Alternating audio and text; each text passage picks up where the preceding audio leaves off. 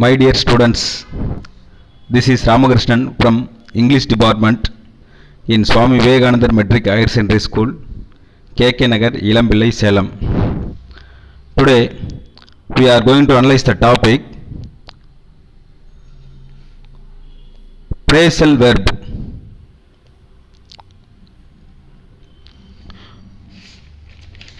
What is phrasal verb?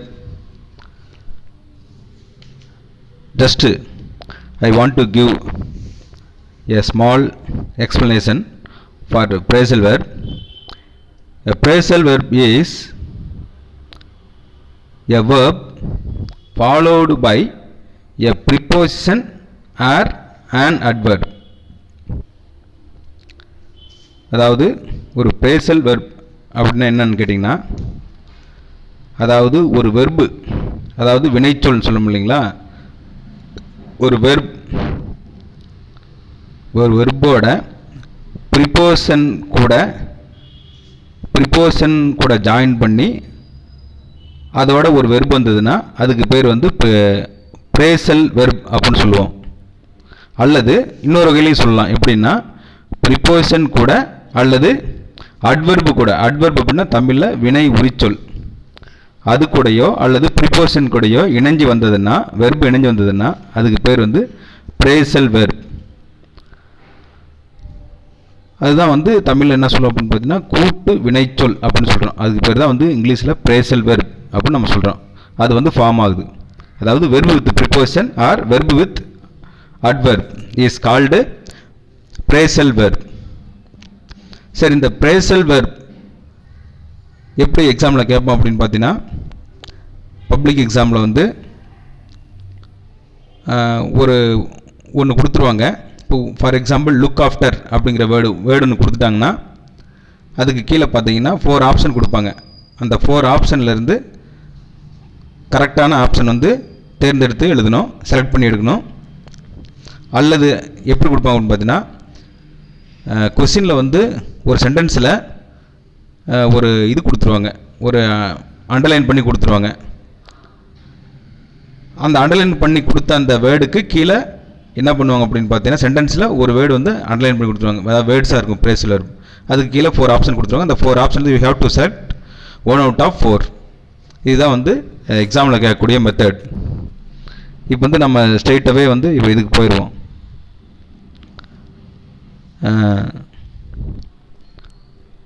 அதாவது நாம் ஏற்கனவே சொல்லிட்டுருக்கோம் பாருங்கள், ஒரு வினைச்சொல் அதோடு சேர்ந்து ஒரு வெர்ப் வந்ததுன்னா அதுக்கு பேர் வந்து phrasal verb, அல்லது ப்ரிப்போசன் கூட அல்லது அட்வர்பு கூட வந்ததுன்னா அப்படின்னு நம்ம சொல்லியிருக்கிறோம். இப்போ ஸ்ட்ரெயிட்டாகவே இதுக்கு போயிடுவோம். இங்கே பாருங்கள், செகண்ட் பாயிண்ட் கொடுத்துருக்காங்க பாருங்கள். A phrasal verb looks like a phrase. அதாவது ப்ரேஸுக்கும் phrasal verbuக்கும் என்ன வித்தியாசம் அப்படின்னு பார்த்தீங்கன்னா, ப்ரேஸில் வந்து முழு மீனிங் இருக்காது. phrasal verbiல் வந்து பார்த்தீங்கன்னா மீனிங் இருக்கும், phrasel மீனிங் இருக்காது. வாட் இஸ் phrase அப்படின்னு கேட்டால் உங்களுக்கு நீங்கள் இப்போ பதில் சொல்லுவீங்க, phrase is a group of words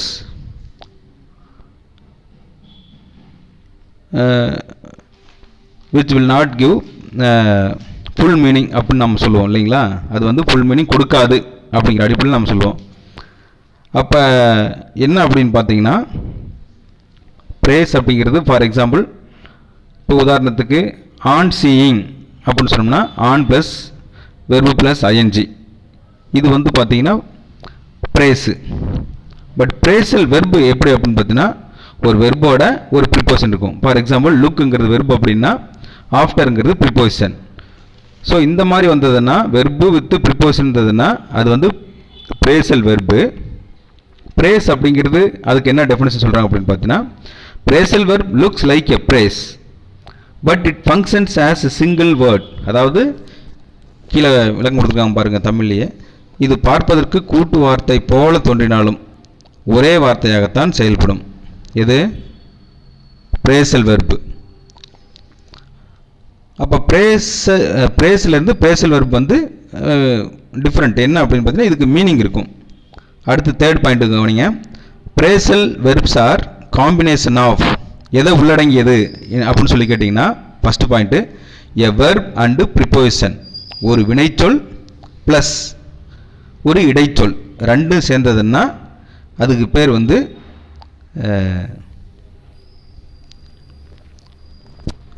வந்து பிரேசல் வெர்ப் அப்படின்னு நம்ம சொல்கிறோம்.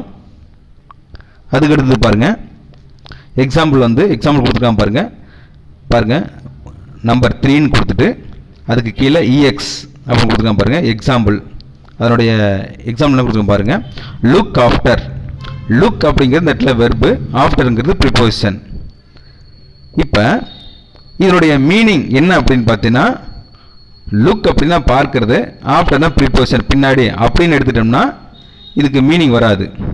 பிரேசல் வெர்பு பொறுத்த வரைக்கும் ஒரு சிலதுக்கு வந்து வெர்போட சேர்ந்து அந்த வெர்புக்கு என்ன மீனிங் இருக்குதோ தனித்துவமான மீனிங் அப்படியே இருக்கும். ஆனால் மேக்ஸிமம் பிரேசல் வெர்புக்கு வந்து கொடுத்துருக்கக்கூடிய வேர்டு ஒன்றா இருக்கும், ஆனால் அதனுடைய மீனிங் வந்து வேறையாக இருக்கும். அதுதான் பிரேசல் வெர்பு. இப்போ உதாரணத்துக்கு பாருங்கள், லுக் ஆஃப்டர்னா நம்ம தனித்தனியாக பிரித்து பார்த்தோம்னா அது ஒரு மீனிங் வரும். ஆனால் ஆக்சுவல் மீனிங் என்ன அப்படின்னு பார்த்தீங்கன்னா டேக் கேர் ஆஃப், அதுதான் அதனுடைய மீனிங். டேக் கேர் ஆஃப் அப்படின்னா ரொம்ப கேர் எடுத்து பார்த்துக்கிறது. Take care of your parents சொல்கிறோம் இல்லையா, take care of your parents அப்படின்னா உங்களுடைய பேரண்ட்ஸை நீங்கள் பார்த்துக்கங்க, கவனிச்சிக்கங்க அப்படிங்கிற மீனிங்கில் சொல்கிறது. அதை தான் நம்ம பிரேசல் வெர்பில் லுக் ஆஃப்டர் அப்படின்னு சொல்கிறோம். அடுத்து பாருங்க, ரோமன் செகண்டில் கொடுத்துருக்காங்க பாருங்க. இந்த பிரேசல் வெர்புக்கு இன்னும் ஒரு விளக்கம், எ வெர்ப் அண்டு அண்ட் அட்வெர்ப், அதாவது ஒரு வினைச்சொல் ப்ளஸ் ஒரு வினை உரிச்சொல். வினை உரிச்சொல்னா என்ன? பெயர் உரிச்சொல்னா வினை உரிச்சொல் அப்படின்னா என்ன? பெயரை உரித்தாக சொன்னால் அது பெயர் உரிச்சொல், வினையை பற்றி சொன்னோம்னா அது வினை உரிச்சொல். நோட் எடுத்து எழுதி வச்சுக்காங்க. பெயர் உரிச்சொல் அப்படின்னா மெட்ராஸ் இஸ் பியூட்டிஃபுல் அல்லது பியூட்டிஃபுல் சிட்டி அப்படின்னு சொல்கிறோம். இந்த பியூட்டிஃபுல் அப்படிங்கிற வேர்டு எதை மீன் பண்ணுதுன்னா அந்த சிட்டிங்கிற நவுனை மீன் பண்ணுது. அப்போ நவுன்னு சொன்னோம்னா அது பெயர், சிட்டிங்கிறது பெயர், அது பெயர் உரிச்சொல். எந்த உரிச்சொல் எதை உரித்தாக்குறது? பெயரை உரித்தாக்குகிறது. இது எழுதிக்காங்க அப்படி நான் சொல்லும்போது. அப்போ பியூட்டிஃபுல் சிட்டின்னா சிட்டிங்கிறது நவுனு, பியூட்டிஃபுல்ங்கிறது அட்ஜெக்டிவ். அப்போ பெயர் உரிச்சொல் அதுக்கு பேர். ஆனால் இங்கே நம்ம சொல்கிறது என்ன அப்படின்னு பார்த்தீங்கன்னா அட்வெர்ப்னா என்னங்கிறதுக்கு நம்ம ஒரு விளக்கம். வெர்பு ப்ளஸ் அட்வெர்ப்னு நம்ம சொல்கிறோம் பார்த்தீங்களா. முதல்ல அட்வெர்ப்னா என்னன்னு சொல்லுங்கள் சார் அப்படின்னு சொல்லி கேட்பீங்க. அதுக்காக அட்வெர்புக்கு ஒரு சின்ன எக்ஸ்பிளனேஷன். அட்வெர்ப் அப்படின்னா வினை உரிச்சொல். இப்போ உதாரணத்துக்கு ஃபாஸ்ட் வாக், ஃபாஸ்ட் ரைடிங் இப்படி சொன்னோம்னா, ஃபாஸ்ட் ரைடிங் சொல்கிறத விட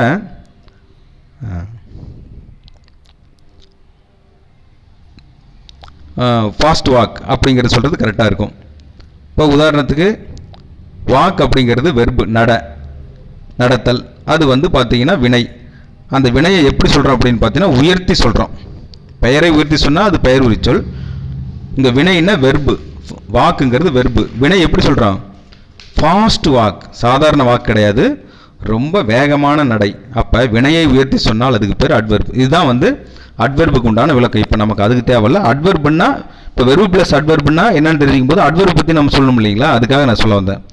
அப்போ ஒரு பிரேசல் வெர்ப் அப்படின்னா வெர்பு ப்ளஸ் அட்வெர்பு அப்படி வந்தாலும் அது வந்து பிரேசல் வெர்பாக நம்ம எடுத்துக்குவோம். இப்போ எக்ஸாம்பிள் பாருங்கள். அப்படி நீங்கள் சொல்ல அப்படியே எக்ஸாம்பிள் சொல்லும்போது உங்களுக்கு ஈஸியாக புரிஞ்சு போயிடும். எக்ஸாம்பிள், லுக் ரவுண்டு அப்படி சொல்லும்போது லுக்குங்கிறது வெர்ப், ரவுண்டுங்கிறது அட்வெர்பு.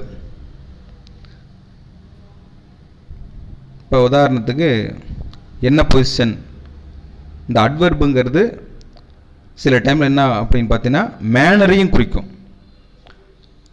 அட்வெர்புக்கு ஒரு விளக்கம் என்ன அப்படின்னு பார்த்தீங்கன்னா பிளேஸு, டைமு, மேனர், அதாவது இடம், காலம், விதம் மூன்றையும் சொன்னால் கூட அதுக்கு பேர் அட்வெர்ப் தான். அப்போ இங்கே ரவுண்டுங்கிறது என்ன அப்படின்னு பார்த்தீங்கன்னா அது எப்படி இருக்குது, எப்படின்னு கேட்குற கேள்விக்கு பதில் இருந்ததுன்னா அதுக்கு பேர் தான் மேனர், விதம்.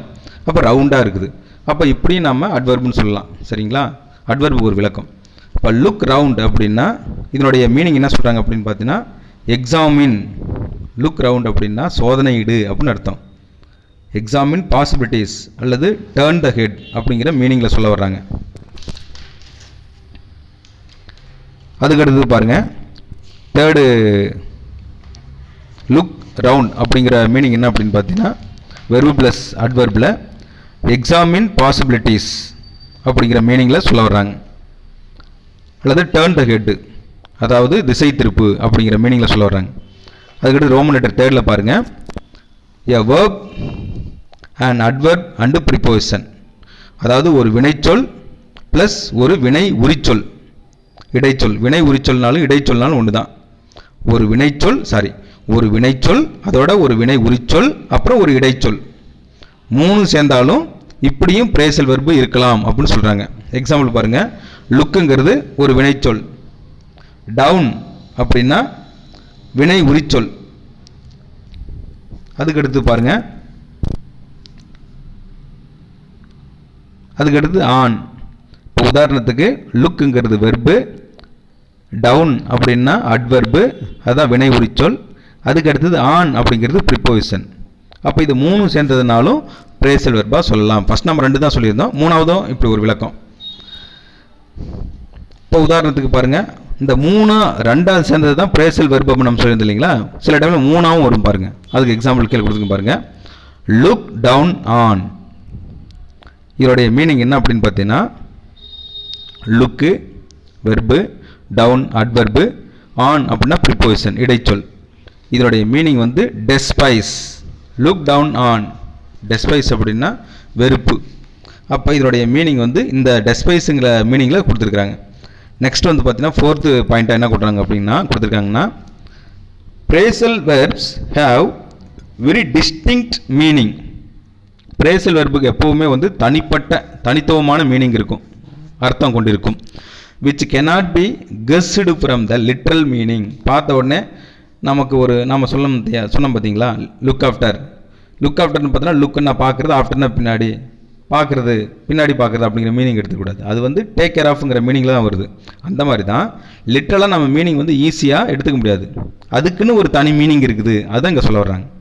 cannot be guessed, உன்னால் அசம்ஷன் பண்ண முடியாது from the literal meaning of the adverb in them அப்படிங்கிறாங்க. அட்வர்ப் வச்சு அதில் இருக்கிற மீனிங் வச்சு உங்களால் அசம்ஷன் பண்ண முடியாது. அதுக்கடுத்து பாருங்க, இவை தனக்கென தனி அர்த்தம் கொண்டவை. பிரேசல் வெர்புக்குன்னு வந்து வெர்பை வச்சவை அதனுடைய மீனிங்லாம் சொல்ல முடியாது. அது வந்து பார்த்தீங்கன்னா இது எப்படி சார், இதுக்கு என்ன சார், இப்போ கிராமர்னால் அதுக்கு ஒரு ரூல் இருக்குது, அதை பேஸ் பண்ணி நம்ம சென்டென்ஸை இப்போ மாற்றி அமைச்சிடுறோம். பட் பிரேசல் வெர்புக்கு என்ன ரூல் இருக்குது, என்ன கிராமர் ரூல் இருக்குதுன்னா, it has no grammar rule, that's all. இதுக்கு வந்து கிராமர் ரூல்லாம் கிடையாது. அப்போ எப்போ தெரிய வரும் அப்படின்னு பார்த்தீங்கன்னா, ஒன்லி பை ப்ராக்டிஸிங்.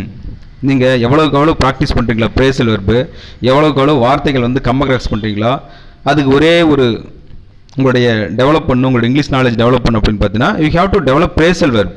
இந்த பிரேசல் வெர்ப் வந்து டெவலப் பண்ணணும். அப்போ தான் வந்து நாம் நிறைய டைம் வந்து பார்த்தீங்கன்னா, இங்கிலீஷ் நாவல் வந்து பார்த்தீங்கன்னா தமிழ் நாவல் படிக்கிறோம், புரிஞ்சு போயிடுது. ஆனால் இங்கிலீஷ் நாவல் படித்தோம்னா புரியறதில்லை. என்ன காரணம் அப்படின்னு பார்த்தீங்கன்னா, வெறுமனே வெர்பு ப்ரிப்போசிஷன் தனித்தனியாக இருந்தோம்னா நம்ம ஈஸியாக அண்டர்ஸ்டாண்ட் பண்ண முடியும். அது வந்து குழந்தைங்களுடைய புக்ஸில் வந்து பார்த்தீங்கன்னா அப்படி சிம்பிளாக இருக்கிறதுக்காக பிரேசல் வெர்பு யூஸ் பண்ணாமல் சிம்பிளான இங்கிலீஷில் கொடுத்துருப்பாங்க.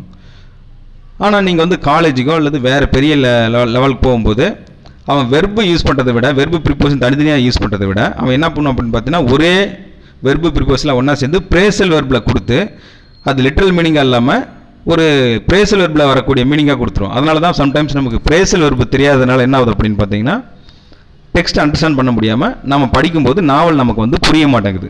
இதுதான் ரீசன். அப்போ பிரேசல் வெர்பு எப்படி நம்ம லேர்ன் பண்ணுறது அப்படின்னு பார்த்தீங்கன்னா, இதுக்கு ஒரே ஒரு வழி தான் இருக்குது. என்ன பண்ணணும், நீங்கள் வந்து புக் எடுத்துக்கணும் அல்லது ஒரு நாவல் எடுத்து வச்சுக்கணும். இப்போ உங்களுக்கு டைம் இல்லை, இருந்தாலும் சொல்கிற மெத்தட் இதுதான். ஒரு நாவல் எடுத்து வச்சுக்கிட்டு அல்லது ஒரு டெக்ஸ்ட்டு அல்லது ஒரு பீஸ் ஒர்க்கு எடுத்து வச்சுக்கிட்டு அதை நம்ம படிக்கணும்.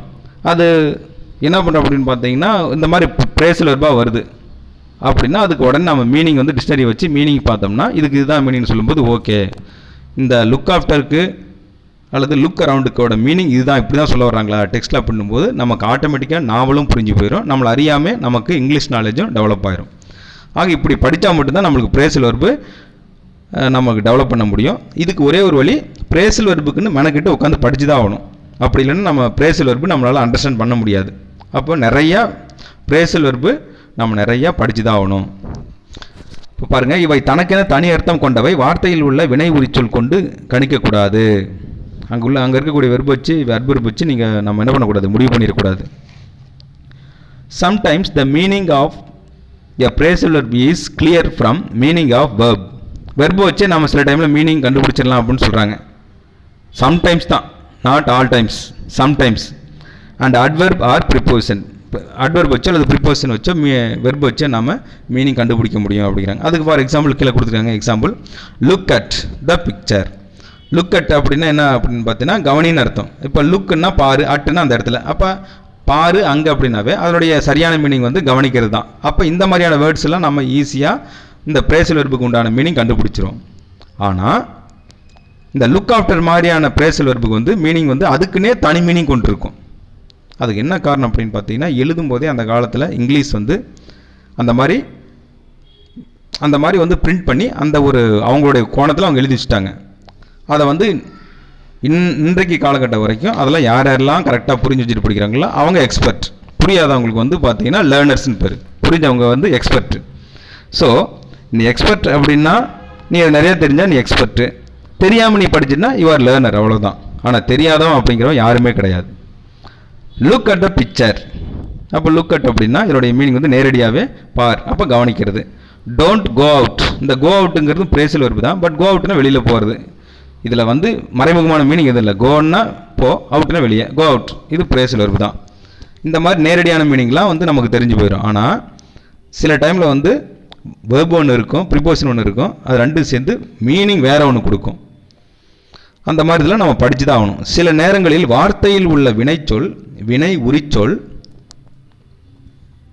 மற்றும் இடைச்சொல் கொண்டு கூட்டு வினைச்சொல்லின் அர்த்தத்தை கணிக்கலாம். அதுக்கு வந்து மேலே இருக்கக்கூடிய எக்ஸாம்பிள்ஸ் வந்து நமக்கு அது விளக்கம் கொடுத்துருது. Sometimes the meaning of a phrasal verb is different from the meaning of the verb and adverb or preposition அப்படிங்கிறான். சில நேரத்தில் மீனிங் இருக்குது பார்த்தீங்களா, meaning of a phrasal verb is different. Phrasal verb வந்து மீனிங் டிஃப்ரெண்ட்டாக இருக்கும். அப்புறம் அந்த மீனிங் ஆஃப் த வெர்ப் வெர்பில் இருந்து மாறுபட்டு இருக்கும். எக்ஸாம்பிள் கீழே கொடுத்துருக்கான் பாருங்கள். He gave up smoking. Gave இப்போ பாருங்கள், மேலே கொடுத்த மாதிரி லுக் அட்டு வச்சு அப்படியே எடுத்துட்டோம்னா இங்கே மீனிங் வராது. இங்கே அண்டர்லைன் பண்ணிருக்கிறது நமக்கு பிரேசல் வெர்பு. கேவ் அப்படின்னா கொடுக்கறது, அப்படின்னா மேலே கொடுக்கறது. ஸ்மோக்கிங் அதாவது ஸ்மோக் பண்ணுறத மேலே கொடுக்கறது அப்படின்னு எடுத்துட்டோம்னா அது தப்பாகி போயிடும். நல்லா கவனிங்க. கடைசியில் வந்து இந்த வீடியோ பார்த்துருக்குறோம் என்ன பண்ணுவோம் அப்படின்னு பார்த்தீங்கன்னா, திடீர்னு பாதியிலேருந்து வீடியோவை பார்த்துட்டு இருப்பான். திடீர்னு என்ன பண்ணுவோம் அப்படின்னு பார்த்தீங்கன்னா, பிரேசல் வெர்புங்கிறது கவனிச்சுட்டு திரும்பியும் கேவப்புங்கிறது பார்த்து சொல்லிட்டு உடனே நல்லா தெரிஞ்சவன் சிரிச்சிருவான். என்னடா அது சார் வந்து கேவப்புக்கு வந்து இப்படி சொல்கிறாரு, நான் கண்டினியூவாக சொல்லிட்டு இருக்கிறேன். அந்த கண்டினியூவாக சொல்கிறவனுக்கு பார்த்தா தான் அந்த மீனிங் வந்து புரியும். இடையில் பார்த்துட்டா தான் நாம் சொன்னது தப்பாக அப்புறம் மீனிங் தப்பாக எடுத்துக்குவோம். அதனால் ஒரு வீடியோ நீங்கள் பார்த்தீங்கன்னா அது கண்டினியூவாக அப்படியே வாட்ச் பண்ணிட்டே இருக்கணும், அப்போ தான் அது கரெக்டாக இருக்கும். ஹீ கேவ் அப் ஸ்மோக்கிங் அப்படின்னா இந்த இடத்துல கேவ் அப்படி கேவ் அப் பண்ணால் இந்த இடத்துல என்ன அப்படின்னு பார்த்தீங்கன்னா கை விட்டுறது, அதை கண்டுக்காமல் ஒதுக்கி தள்ளிடுறது அப்படிங்கிறது தான் மீனிங். நாம் எடுத்த உடனே கேவுக்கு ஒரு மீனிங் அப்புக்கு ஒரு மீனிங் பார்த்தோம்னா அங்கே தப்பாகி போயிடும். அப்போ சம்டைம்ஸ் என்ன பண்ணும் அப்படின்னு பார்த்தீங்கன்னா, அவன் வந்து கேவ் அப்புங்கிறத வந்து மீனிங் எடுத்துகிட்டு பார்க்கும்போது அவனுடைய மீனிங் வந்து ராங்காக போயிடும். அதுக்கு வந்து நம்ம தெரிஞ்சிருக்கணும். கேவ் அப் அப்படின்னா with the help of dictionary you must understand the meaning of the word gave up. It is abandon. Abandon means கை விட்டு விடுதல், அதாவது அதை ஒதுக்கி விடுறது. அப்படி எடுத்துட்டா தான் இதுக்கு மீனிங் கரெக்டாக தெரிய வரும். இப்போ கேவ் அப்னு என்ன மீனிங்? அபாண்டன். அபாண்டன்னா அதை வந்து இப்போ புறந்தள்ளிடுறது, கை விட்டுறது, அது கண்டுக்காம விட்டுறது. அப்போ ஹி கேவ் அப் ஸ்மோக்கிங்னா அவன் வந்து ஸ்மோக் பண்ணுறதை விட்டுட்டான் அப்படின்னு அர்த்தம். நெக்ஸ்ட் பாருங்கள், you go through the lessons. கோன்னா போ, த்ரோன்னா வழியாக, அதன் வழியாக போ அப்படிங்கிற மீனிங் எடுத்துக்கூடாது. கோ த்ரோ அப்படின்னா இந்த இடத்துல வந்து ரீடுன்னு அர்த்தம். கோத்ரோட மீனிங் வந்து படிக்கிறது, ரீடு. சில நேரங்களில் வார்த்தையில் உள்ள வினைச்சொல், வினை உரிச்சொல் மற்றும் இடைச்சொல் இவைகளில் இருந்து கூட்டு வினைச்சொல்லின் அர்த்தம் முற்றிலும் மாறுபட்டு இருக்கும். அதுக்கு மேலே இருக்கக்கூடிய எக்ஸாம்பிள், மேலே இருக்கிறது தான் பர்ஃபெக்ட் எக்ஸாம்பிள் அது. அதனால் வந்து நாம் எடுத்த உடனே வெர்பை வச்சுட்டு நம்ம முடிவு பண்ணக்கூடாது அப்படின்னு சொல்கிறான். 7th பாயிண்ட் பாருங்கள். Often a phrasal verb having the same combination. அதே மாதிரி தான் ஆஃபன் பிரேசல் வெர்ப் அதுக்கு என்ன இருக்குதுன்னா having the same combination has more than one meaning. சில டைமில் வந்து பிரேசல் வெர்புக்கு பார்த்தீங்கன்னா ஒரு மீனிங் அப்படின்னு மட்டும் கிடையாது, 2-3 மீனிங்கில் இருக்கக்கூடிய பிரேசல் வெர்ப்லாம் இருக்குது. அதெல்லாம் ரொம்ப rare, it's very very rare. அதனால் நீங்கள் அதை பற்றி ஒன்றும் கவலைப்பட வேண்டாம். என்ன சார் வந்து இதே மீனிங்கே அப்படின்னு சொல்லும்போது இதுலேருந்தே டிஃப்ரெண்ட் ஆகும்போது இந்த இதில் ஒரு கொடுமை பிரேசல் வெர்புக்கு மோர் தென் ஒன் மீனிங் அப்படின்லாம் சொன்னால் அப்புறம் என்ன சார் நான் கண்டுபிடிக்கிறது அப்படின்னா ஒன்றும் கவலைப்பட தேவையில்ல. ரொம்ப ரேர் இதெல்லாம். டிஃப்ரெண்ட் மீனிங்காக இருந்துச்சுன்னா கூட அது ஓரளவுக்கு நியராக வந்து அது எல்லாம் சேமாக தான் இருக்கும். இப்போ உதாரணத்துக்கு கம் ஆஃப் அப்படின்னா phrasal verb. His marriage come off அப்படின்னா அங்கே வந்து அது சிம்பிள் ப்ரெசன்ட் எழுதும்போது கம் ஆஃப்னு சொல்ல முடியாது அப்படியே. அப்போ அது கூட என்ன சேர்த்துக்கணும், வெர்பு கூட எஸ் சேர்த்துக்கணும். அப்போ his marriage comes off tomorrow. இங்கே கம் ஆஃப் அப்படிங்கிறது நம்ம எப்படி எழுதிருக்கிறோம், கம்ஸ் ஆஃப். ஏன் கம் ஆஃப் அப்படியே பயன்படுத்த வேண்டியதுன்னு அது ஏன் கம் ஆஃபுக்கு பதிலாக கம்ஸ் ஆஃப்னு எழுதுகிறோம் அப்படின்னா ஹிஸ் மேரேஜ் அப்படின்னு சொல்லும்போது சிம்பிள் ப்ரெசன்ட் எழுதும்போது வருகிறது. அப்போ அவன் நாளைக்கு அவனுடைய மேரேஜ் நடக்க போகுது அப்படின்னு சொல்லும்போது அது சிம்பிள் ப்ரெசன்ட்டில் தான் சொல்லணும், ஏன்னா டெஃபினட் ஆக்ஷன். அப்போ கம் ஆஃப்ங்கிறது கம்ஸ் ஆஃப்னு எழுதணும். இப்போ டுமாரோ, அப்போ டுமாரோன்னு சொல்லும்போது his marriage will come off தான் சொல்லணும். அப்படின்னா because this is the action definitely is going to happen, கண்டிப்பாக இது நடக்க போகுது அப்படின்னும் போது பிரேசல் வெர்பில் எழுதும்போது கம் ஆஃப்ங்கிறது பிரேசல் வெர்பாக இருந்தாலும் கூட பட் அது டெஃபினட் ஆக்ஷன் சொல்லும்போது கம் கூட என்ன சேர்த்து எழுதுகிறோம், சிம்பிள் ப்ரெசென்ட்டில் எழுதுகிறோம் கம்ஸ் ஆஃப். எந்த ஒரு விஷயமும் டெஃபினட் ஆக்ஷன் கண்டிப்பாக அது நடக்க போகுது அப்படின்னா அது என்ன டென்ஸ் எழுதணும் நம்ம ஏற்கனவே படிச்சிருக்கிறோம், சிம்பிள் ப்ரெசென்ட்டில் எழுதணும். அதனால் கம் ஆஃப்ங்கிறது என்ன பண்ணிட்டு நம்ம இங்கே கம்ஸ் ஆஃபாக மாற்றிட்டோம், சிம்பிள் ப்ரெசென்ட்டில் மாற்றிட்டோம். அப்போ கம்ஸ் ஆஃபோட மீனிங் என்ன அப்படின்னு பார்த்தீங்கன்னா டேக் பிளேஸ். டேக் பிளேஸ் அப்படின்னு பார்த்தீங்கன்னா நடக்க போகுது அப்படின்னு அர்த்தம். Roman letter second, our team came off victorious. பாருங்கள், கம் ஆஃபுக்கு வந்து அவன் ஏற்கனவே சொல்லியிருந்தான் இல்லையா, 2-3 மீனிங் கூட வரும் அப்படின்னு சொல்லியிருந்தான் பார்த்தியா. அப்போ கம் ஆஃபுடைய ஒரு மீனிங் வந்து டேக் பிளேஸ், நடக்க போகுது அப்படின்னு ஒரு மீனிங் சொல்கிறான். அடுத்து இன்னொரு மீனிங் பாருங்கள், our team came off victorious. இந்த இடத்துல அதே கம் ஆஃப் தான், இங்கே வந்து பாஸ்ட் டென்ஸ் எழுதிக்கிட்டோம். கம் ஆஃப்ங்கிறது கேம் ஆஃபாக மாற்றிக்கிட்டோம், பட் ஒன்று தான். வெர்பை வந்து கேமாக மாற்றிக்கிட்டோம், கேம் ஆஃப். அந்த இடத்துல கம் ஆஃப் அப்படிங்கிறது டேக் பிளேஸ், இந்த இடத்துல come off that means past டென்ஸில் கேம் ஆஃப் அப்படிங்கிறது சக்சீடட், வெற்றி அப்படிங்கிற மீனிங்கில் கொண்டு வந்துட்டோம். அப்போ our team came off victorious, எங்களுடைய அணியானது வெற்றி பெற்றது அப்படிங்கிறது வந்து கேம் ஆஃப் அப்படிங்கிற பிரேசல் வெர்பில் நம்ம சொல்கிறோம். அதுக்கு அடுத்து 3வது மீனிங் பாருங்கள், he ran his car into tree and came off with severe injuries. அப்போ இந்த இடத்துல ஃபஸ்ட்டு ஒரு மீனிங் வந்து டேக் பிளேஸ், 2வது கேம் ஆஃப் வந்து சக்சீடட், 3வது come off that means came ஆஃபுக்கு வந்து சஃபர், துன்பம் அப்படிங்கிற மீனிங்கில் கொண்டு வர்றான். சம்டைம்ஸ் இந்த மாதிரி ரேராக ஒரு சில பிரேசல் வெர்ப் மட்டும் இந்த மாதிரி வந்து மோர் தென் ஒன் மீனிங்கில் இருக்கும். நீங்கள் அதை பற்றி கவலைப்பட தேவையில்ல.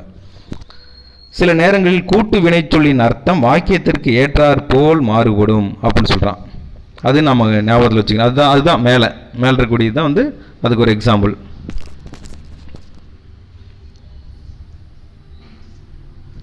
அதுக்கு எடுத்து பாருங்கள், இந்த பக்கம் பிரேசல் வெர்பு, அந்த பக்கம் மீனிங் கொடுத்துருக்காங்க. பிரேக் டவுன் அப்படின்னா, பிரேக்குன்னா ஒரு தடை, டவுன்னா கீழே, அப்படி நம்ம எடுத்துக்கூடாது. இந்த இடத்துல மீனிங் என்னன்னா பிரேக் டவுன் அப்படின்னா இயக்கத்தை நிறுத்துறது, அதாவது ஒரு மூவ் ஆகிட்டே இருக்குது அப்படின்னு பார்த்தீங்கன்னா அந்த இடத்துல அதை அப்படியே ஸ்டாப் பண்ணுறது, அதுக்கு பேர் தான் பிரேக் டவுன். தட் மீன்ஸ் ஒரு விஷயத்தை ஸ்டாப் பண்ணிடுறது அப்படியே, அதுதான் பிரேக் டவுன். இப்போ உதாரணத்துக்கு பார்த்தீங்கன்னா பிரேக் டவுன் ஆயிடுச்சு, லவ் ஃபெயிலியர் அப்படின்னா பிரேக் டவுன் அப்படிங்கிற மீனிங்கில் சொல்லும்போது அது வந்து என்ன சொல்கிறோம் அப்படின்னு பார்த்தீங்கன்னா அதனுடைய இங்கிலீஷ் மீனிங் எப்படி சொல்லுவோம், cease to function, cease to function. சீஸ்னா ஸ்டாப், ஃபங்க்ஷன் ஆகக்கூடிய அந்த விஷயத்தை சீஸ்னா ஸ்டாப் பண்ணிடுறது. ஸோ இந்த வகையில் வந்து பிரேக் டவுன் அப்படிங்கிறத வந்து நாம் எடுத்துக்கணும். நாம் நேரடியாக பிரேக் டவுன் அப்படின்னு பார்த்தோன்னா வேறு மீனிங் இருக்கும். நாம் ஏற்கனவே திரும்ப சொன்னது தான், லிட்ரல் மீனிங் ஒன்று இருக்கும், அதுக்குன்னே இருக்கக்கூடிய வேறு மீனிங் பார்க்கும்போது. ஏன் அப்படின்னு பார்த்தீங்கன்னா பிரேசல் வெர்ப் அப்படின்னாவே வெர்பை வச்சு நம்ம முடிவு பண்ணக்கூடாது, அதுக்குன்னு தனி மீனிங் இருக்குது. நாம் அதுக்கு ஒரே ஒரு வழி, அதுக்கு ஃபார்முலாலாம் கிடையாது, ஜஸ்ட் நம்ம நிறைய ப்ராக்டிஸ் பண்ணுறது தான். அதுக்கு எடுத்து பாருங்கள், பிரேக் இன்டூ அப்படின்னா அதோடைய மீனிங் வந்து ரொம்ப ஃபோர்ஸ் பண்ணி அவன் ஒருத்தன் தடை இருக்குதுன்னா அந்த தடையை தகர்த்து எரிஞ்சிட்டு உள்ளே என்ட்ரு ஆகுறது, அதுக்கு பேர் தான் பிரேக் இன்ட்டுனா இன்னொரு மீனிங் கூட இருக்குது.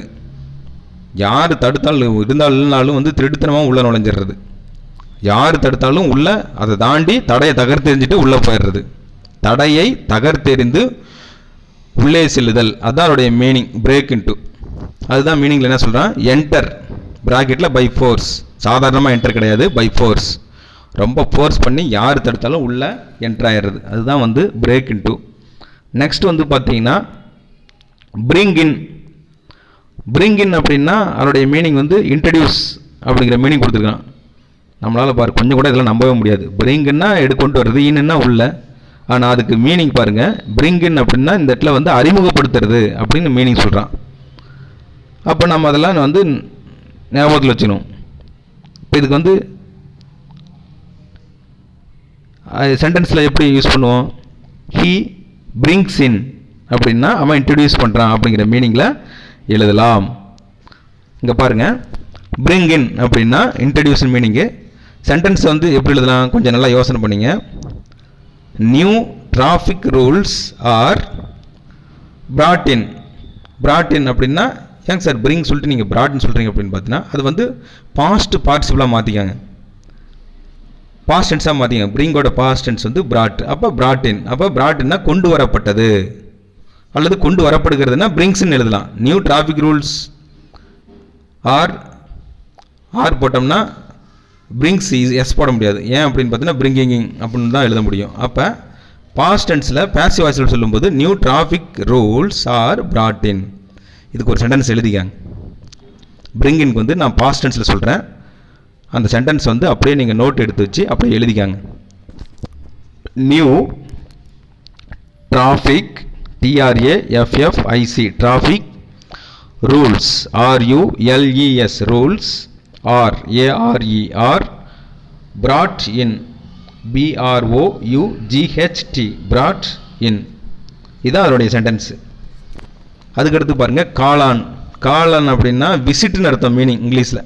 விசிட் அப்படின்னா ஒரு இடத்துக்கு போய் சந்திக்கிறது அல்லது போயிட்டு அவன் அந்த இடத்துக்கு போயிட்டு பார்வையிடுறது, இந்த மீனிங்கில் வரும். ஆனால் ஆக்சுவல் மீனிங் பாருங்கள், கால்னா வெர்பு வந்து கூப்பிடு, ஆன்னா மேலே. பட் அப்படியே நம்ம மீனிங் எடுத்துக்கிறோம். பிரேசல் வெர்பில் எப்படி கொடுத்துருக்குறோம், காளான் அப்படின்னா விசிட் அப்படின்னு தனித்துவமான மீனிங் இருக்குது. அப்போ அதோடைய மீனிங் வந்து சந்தித்தல். அதுக்கு எடுத்து பாருங்கள், அதுக்கு ஒரு சென்டென்ஸ் சொல்கிறேன் பாருங்கள். C called on me yesterday. அப்போ காளான் அல்லது C calls on me now, இப்போ அவங்க கூப்பிட்றாங்க அப்படின்னு இப்போ சிம்பிள் ப்ரெசென்ட்டில் சொல்லலாம். அப்படி இல்லைன்னா என்ன பண்ணுறோம் அப்படின்னு பார்த்தீங்கன்னா பாஸ்ட் டென்ஸ் சொல்லும்போது she called on me yesterday, என்ன அவங்க சந்திச்சான், அதாவது கூப்பிட்டான்னு எடுத்துக்கூடாது. She called on me yesterday, என்ன அவ சந்திச்சா, என்ன மீட் பண்ணா அப்படிங்கிறத அங்கே நம்ம அந்த சென்டென்ஸ் போட்டு காளான்ங்கிறது கால்டானா மாற்றிக்கிறோம்.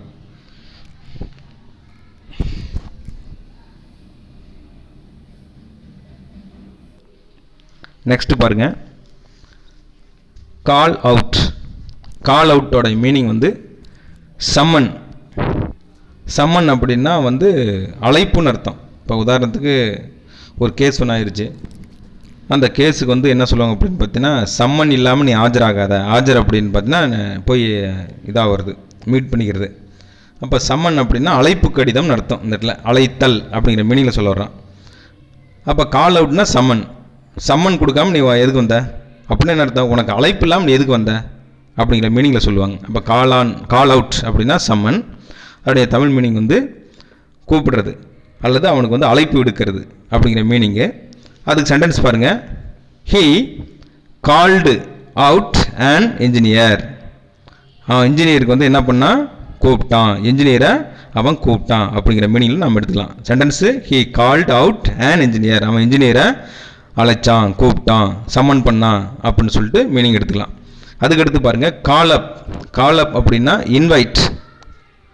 அந்த இடத்துல சம்மன் அப்படின்னா அழைக்கிறது, இந்த இடத்துல வந்து இன்வைட் பண்ணுறது, கூப்பிடுறது. சம்மன்னா ஒரு விஷயத்தை சொல்லி நம்ம கூப்பிடுறது. இது வந்து பார்த்தீங்கன்னா அது மோரார்லெஸ் அதே மீனிங் தான். கால் அவுட்டு காலப்பு அதே மீனிங் தான். இப்போ இதுக்கு ஒரு சென்டென்ஸ் சொல்லுவோம் பாருங்கள். The teacher calls up the SPL. எஸ்பிஎல்னா ஸ்கூல் பீப்புள் லீடர். அப்போ இந்த இடத்துல வந்து டீச்சர் வந்து யாரை வந்து சொல்லி கூப்பிட்றாங்க, வர சொல்கிறாங்க, எஸ்பிஎல் வந்து கூப்பிடுறாங்க. அப்போ கால் அப்படின்னா கூப்பிடுறது, அந்த கால் அவுட் அப்படின்னா சம்மன், அவனை சொல்லி அவங்ககிட்ட ஒரு விளக்கம் சொல்லி அவனுக்கு வரவழைக்கிறது. கால் அவுட்னா வரவழைக்கிறது, கால் அப்படின்னா கூப்பிடுறது. அதுக்கடுத்து பார்த்தீங்கன்னா கேரி அவுட். கேரி அவுட் அப்படின்னா ஃபுல்ஃபில். ஃபுல்ஃபில் அப்படின்னா ஒரு விஷயத்தை வந்து கம்ப்ளீட் பண்ணுறது, நிறைவு செய்தல் அப்படிங்கிற மீனிங்கில் நம்ம சொல்லுவோம். அதுக்கு சென்டென்ஸ் பாருங்கள். கேரி அவுட்டுக்கு we carry out a successful attack. அதாவது நாம் இந்த விஷயத்தை வந்து சக்ஸஸ்ஃபுல்லாக நம்ம நிறைவு செஞ்சோம் அப்படிங்கிற மீனிங்கில் சொல்ல வரோம். அதுக்கடுத்து கெட் ஆன். கெட் ஆன் அப்படின்னா கண்டினியூன்னு அர்த்தம். கெட்டுனா எந்திரிக்கிறது, ஆனா மேலே பெறுதல் அப்படிங்கிற மீனிங் எடுத்துக்கூடாது. இங்கே கெட் ஆன் அப்படின்னா கெட்டப் அப்படின்னு நம்ம சொல்கிறோம் பார்த்தீங்களா, அது மாதிரி இது கெட் ஆன் கண்டினியூ பண்ணு அப்படின்னு அர்த்தம். தொடர்ந்து போ, தொடர்தல் அப்படிங்கிற மீனிங்கில் வரும். I want you to get on with the work. நீ இந்த வேலையை தொடர்ந்து செஞ்சுக்கிட்டு தான் இருக்கணும் அப்படிங்கிற மீனிங்கில் சொல்லும்போது இந்த சென்டென்ஸ் நாம் யூஸ் பண்ணணும். என்ன சொல்லியிருந்தோம்? I want you to get on with the work. இந்த ஒர்க்கை வந்து நீங்கள் தொடர்ந்து செஞ்சணும் அப்படின்னு அர்த்தம். அதுக்கு அடுத்தது கெட் அவுட். கெட் அவுட் அப்படின்னா ஒரு இடத்துலேருந்து இன்னொரு விட்டு வெளியில் போன்னு அர்த்தம். கெட் அவுட் சொல்கிறோம் இல்லையா, வெளியில் போ அப்படின்னா இடம் விட்டு செல் அப்படின்னு அர்த்தம். இந்த இடத்த விட்டு செல், அதுதான் லீவ், வெளியில் போ அப்படின்னு அர்த்தம். I will get out soon அப்படின்னா நான் இந்த இடத்த விட்டு சீக்கிரமாக வெளியில் போயிடுவேன் அப்படிங்கிற மீனிங்கில் வரும். அதுக்கடுத்து கெட் ஓவர். கெட் ஓவர்னா ரெக்கவர்னு அர்த்தம். ரெக்கவர்னா மீண்டு வருதல் அப்படிங்கிற மீனிங் அர்த்தம். அதுக்கு சென்டென்ஸ் வேணும் எப்படி சொல்லலாம்? சி பாஸ்ட் டென்ஸில் சொல்லிக்கலாம். கெட்டுங்கிறது பாஸ்ட் டென்ஸாக மாற்றிக்கலாம். She got over her grief. அந்த கிரீஃபில் இருந்து அவள் வந்து மீண்டு வந்தாள், ரெக்கவர் ஆகிறது. கிரீஃப்னா துன்பம், அந்த துன்பத்திலிருந்து அவள் மீண்டு வந்துட்டா அப்படின்னு அர்த்தம். கெட்டப். கெட்டப் அப்படின்னா இந்த இடத்துல வந்து ரைஸ் ஃப்ரம் த பெட்னு அர்த்தம். அதாவது துயில் எழுதல், தூக்கத்திலேருந்து விழித்து எழுதல், அதுக்கு பேர் தான் getup. I always getup early. எப்போவுமே நான் என்ன பண்ணுறேன், ஏன் இங்கே கெட்ஸ்அப் யூஸ் பண்ணல, ஐக்கு வந்துடுச்சு. இந்த இடத்துல ப்ரொனவுன் ஐ வந்துடுறதுனால ஹீ யூஸ் பண்ணதுன்னா ஹீ ஆல்வேஸ் கெட்ஸ் அப்னு சொல்லலாம். பட் ஐ சொன்னோம்னா I always get up. S சேர்த்த முடியாது சிம்பிள் ப்ரெசென்ட்டில். ஐ வி யூ தேவுக்கு வந்து எஸ் சேராது. அப்போ ஐ ஆல்வேஸ் கெட் அப், நான் எப்போவுமே காலையில் நேரத்தில் எந்திரிச்சிக்கிறேன் அப்படிங்கிற மீனிங்கில் வரும். Give away. அதுக்கடுத்து கிவ் அவே அப்படின்னா டிஸ்ட்ரிபியூட்னு அர்த்தம். கிவ் அவேன்னா வழிவிடுன்னு அர்த்தம் கிடையாது. இந்த இடத்துல வந்து டிஸ்ட்ரிபியூட், அப்போ இலவசமாக. டிஸ்ட்ரிபியூட்னா இந்த இடத்துல வந்து கிவ் அவே அப்படின்னா இலவசமாக. He gives away a sample pack to all. Give away அப்படின்னா இந்த இடத்துல வந்து எல்லாருக்குமே சாம்பிள் பேக் வந்து கொடுத்தான், அதாவது இலவசமாக கொடுத்தான் அப்படிங்கிற மீனிங்கில் நம்ம சொல்கிறோம்.